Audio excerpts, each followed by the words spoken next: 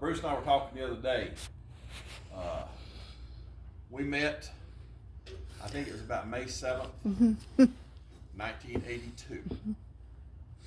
He and Brad Streetman and Christy and Brenda came and did a puppet crusade in 1982. Wow. How many people were here? Yeah. There were several people here that were old enough to be here at that time. Some of you, how old were you then, Damien? 1. That's what I thought. You weren't with us yet, were you? So he'd have been 2. Yeah, Chris. He'd have been about 2. So Damien and Chris weren't with us, but Bruce has been with us several times. Brad's been with us several times. But Bruce comes the most often because he's a missionary, and when he's in, he tries to come and see us. Bruce and I have been like brothers Amen. since May 7th, 1982. You know, God worked that out Yes, he did. for us to be friends, and I still stay in contact with Brad. It's odd. Brad lives 2.5 hours away from us now, and we very seldom see him. And we keep telling each other we need to meet somewhere, maybe Asheville or whatever, just to see each other and have dinner or something with the families. But we just, life happens. Life happens. And but Bruce, I love him like my brother. I support him in his mission. I always have. There are certain people in the church that support him, and our church also supports him with a little bit of an offering every month. So that's the way Assemblies of God missionaries have to do. They have to earn and have to raise their support from churches and individuals. Some churches you go to, denominations, if you become a missionary, they just give you the money to do what you need to do. Well, Bruce has to go preach to people, has to go tell people what his mission is and what God wants him to do, and rely on individuals and churches to support him while he's on the mission field. So, and that's how he gets paid. He works full-time mission, and they will not allow him to work any other job while he's on the mission field, while he's a missionary. I don't know why Assemblies of God's that way, but they are. They want them to devote their 100% of their time and life to the mission field that they're sent to. So I want to introduce Bruce now. Bruce, you come in and do what you need to do, what God wants you to do. Thank you. Well, if it's okay, I'm just going to stand down here and be closer to you. I love coming to Gate City. As Tim was saying, we go back a long ways, and it almost feels like home when I get here. I called Tim a couple of weeks ago and I said, is there any way I can come by and just give the church a little 10-minute update on what is going on and the changes? And he said, well, just come on and you can have the full service Sunday morning. I said, well, okay. But it is good. Tim and I were talking the other day, and it is amazing that through the years we have stayed such close friends. You know, we've literally been worlds apart when I was overseas, and yet we've kept in touch. We call. It's just been one of those lifelong friendships that you don't take for granted. When I look at my world and my friends, I really, after all these years, only have really 2 close friends, and that's Brad and Tim. I count them as my closest friends. I've had other friends that have come and gone in my life, but those 2 have remained constant. And so I'm very thankful for that. And I just count myself blessed that God has given me those friendships through the years. Well, let me show you a picture of my girls. It's been a while since you've seen them. They're all grown up now. I say we've got a thorn amongst the roses there, but that's been, the Sasha's down on the left. She is now 14, and we'll be driving soon. It scares me to death. And then Savannah's in the middle. She is 17 and will become an adult in October. And then Sarah is 21. And so the girls are are doing well. Each of them, I think, face challenges in their own ways, but I'm very thankful for my girls. 32 years I've been involved in missions. It's hard to believe it's been that long, but it has been. And during that time, I have served in 5 different areas, 4 countries, and then Network 21 as a ministry, but started out in El Salvador way back. It was in the early 90s.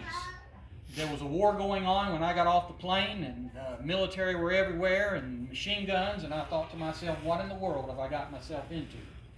But the Lord was faithful, and from there I went to Guatemala, and then on to Europe, where my heart has always been. Was able to go and work in the country of Slovenia, and then from there we went to Wales and planted a church. The church is still doing great, and we're very thankful for that. From there we went to Network, and I know I've been here a number of times and shared with you about Network, and I'm going to do that again, show some slides and maybe a couple of videos, but Network is an amazing ministry. I've seen it over the years, the people's lives that have been touched, many of them coming from parts of the world that we can't send missionaries, and yet we're able to preach the gospel, which is what the Lord commanded us to do in all the world. It's not traditional missions as you think of it, by sending someone to a country to live. But as I said, some of those countries you can't do that, but we still want to get the gospel spread to them, and so we do that through the internet. The internet's here to stay. It's a tool that we can use and a tool that we should use.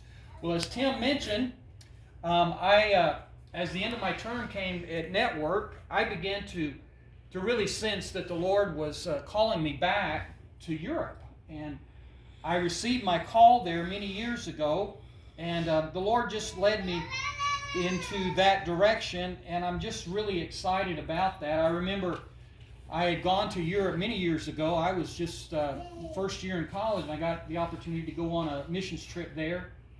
And it was there in Europe that the Lord called me into ministry. And one of the memories that I have is we were out on the street witnessing to people. There was this elderly lady that came out of one of the stores. We were down in a shopping district, and she didn't speak much English, and I didn't speak German. But as she came out, she knew 2 words. And with anger in her voice and anger on her face, she looked at me and she says, "Go home, go home." And I thought to myself, well, how can I do that when there are so many people that are lost and need to know Jesus? And I guess, in a way, that's kind of where I'm at now. Let me share with you a little bit about Europe as far as the gospel. You know, when I say Europe, what do you think? I often think of it being a land of enchantment, of castles, beautiful old churches, and I've been to some of them. Crowded city, picturesque mountains. It's a continent that is rich in culture. It's rich in Christian history. It's a land of the reformers. John Knox, Martin Luther, John Calvin. But did you know today, Europe there is, in many countries in Europe, less than 1% of the population are Christian. Let me say that again. Less than 1% of the population is Christian.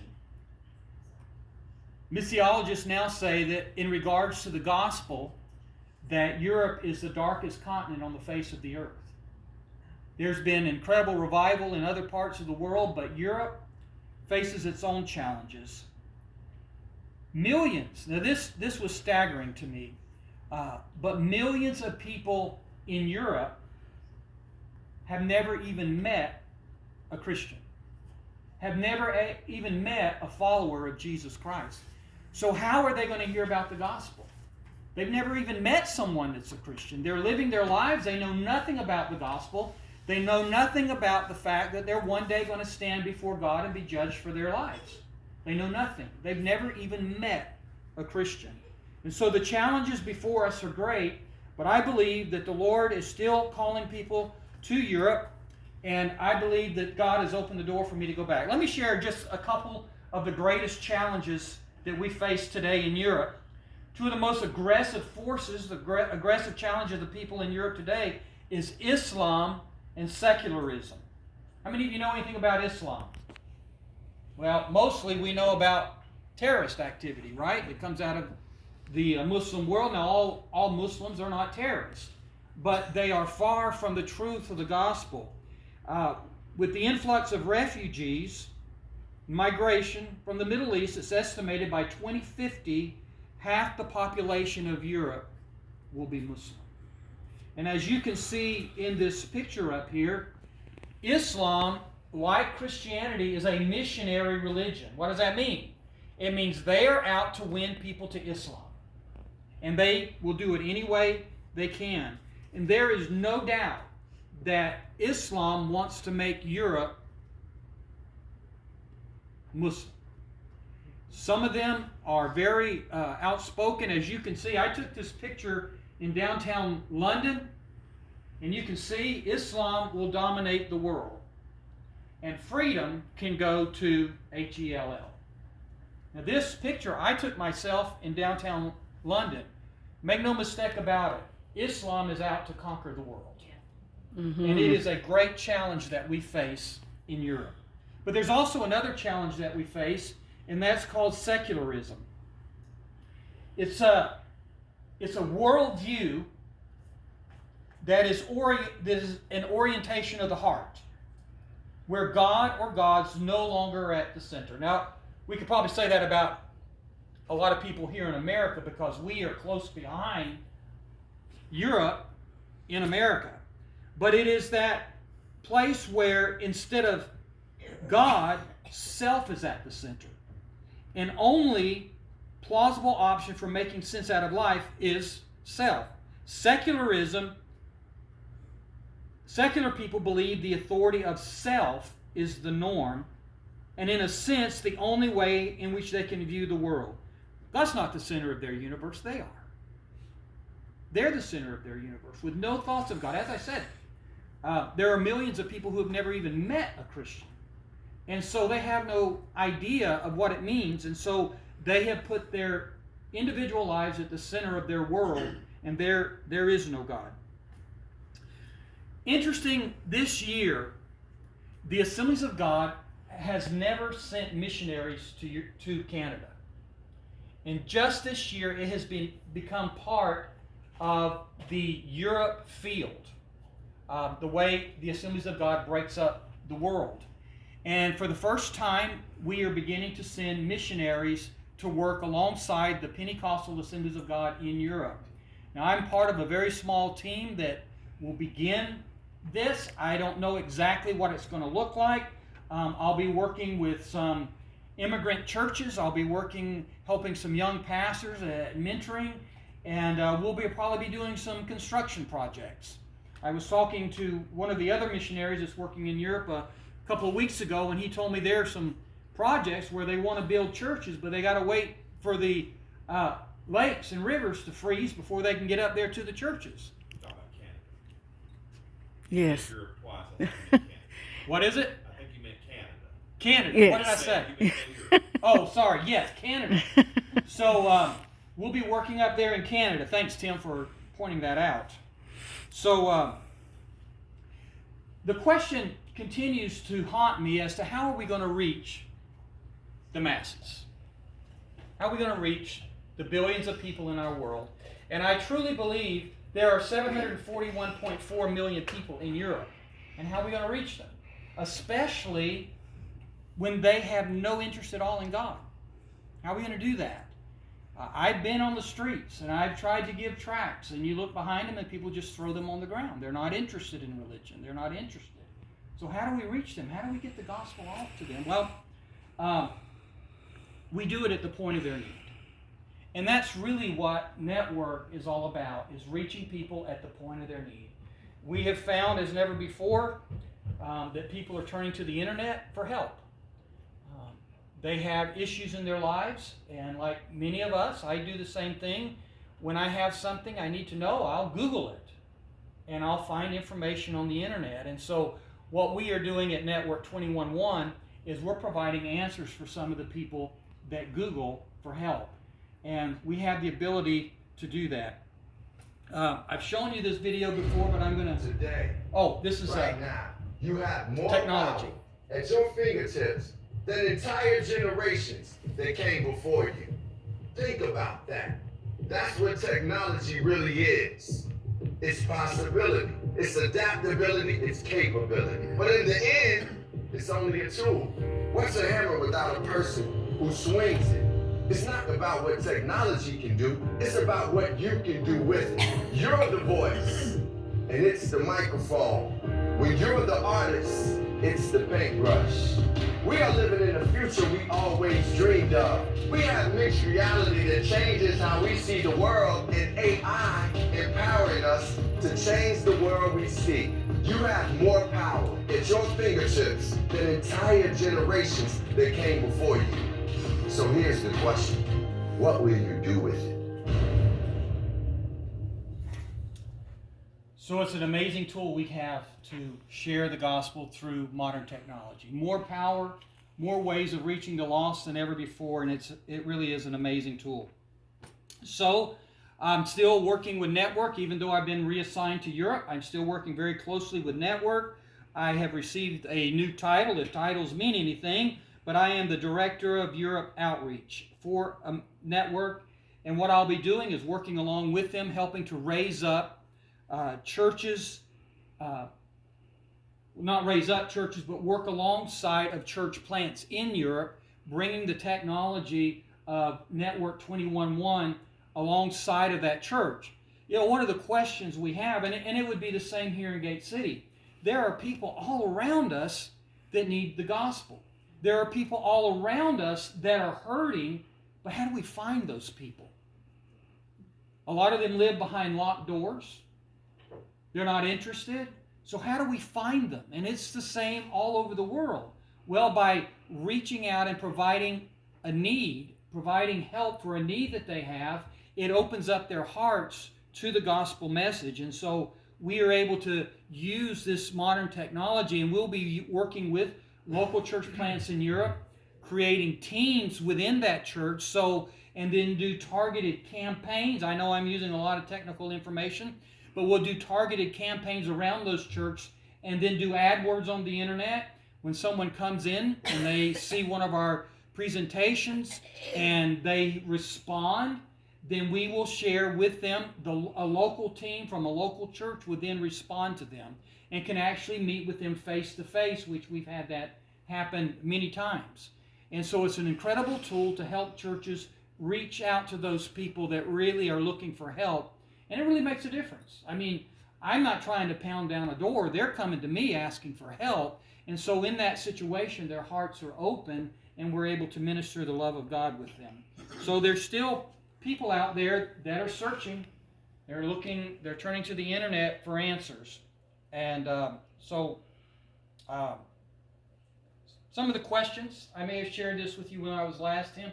These are some of the questions that we received as people write to us. Why is this happening to me? I'm a Christian. Have you ever felt that way? Yes. Is there a God? Have you ever felt that way? When you're going through some really tough times, why am I so depressed? My spouse had an affair. What can I do? My child is on drugs. Will you pray with me? How's the best way to suicide? How's the best way to kill myself? Is being gay a sin? We have faced and we have had people write to us with every imaginable question out there. And because they are hurting, because they are searching for hope and help, we have the ability through technology, through the internet, to respond one-to-one with each of them. And so we continue to work in that direction. Let me give you some numbers. As of right now, we have reached 35.5 million people from 244 different nations. Many of the people that come to our websites come from places, as I've mentioned, where we can't send missionaries. 1.7 million of those people. Now, when we look at the 35 million, we realize there's people that come to our site. They're in, they're out. It's not what they were looking for. Technology counts them as a visitor. But what I get really excited about is the 1.7 million people that have clicked on one of our response buttons. 1.7 million people from all over the world have responded to a gospel message. They stayed on the site long enough to hear a message, and they responded. And then we have communicated personally, one-to-one, with nearly 300,000 people. So it's really exciting to see what God is doing. This is kind of interesting. I think I shared this with you the last time I was here. But if you look at what's happening in the digital world around us, the total population of our world now is 7.6 billion. Interesting, internet users is over half of that number are using the internet. 54% of the world is on the internet. Now, they don't all have computers, but cell phones are everywhere, and people connect to the internet on cell phones. Active social media users, 44% of the population, 3.356 billion people are on Facebook, Instagram, the different social outlets. Unique mobile users, look at that. 5,089,000,089, 67% of the population have cell phones. 67%, over half have cell phones, and many of them have more than one. It is amazing. I mean, how many of you guys have cell phones? Probably just about everybody. We all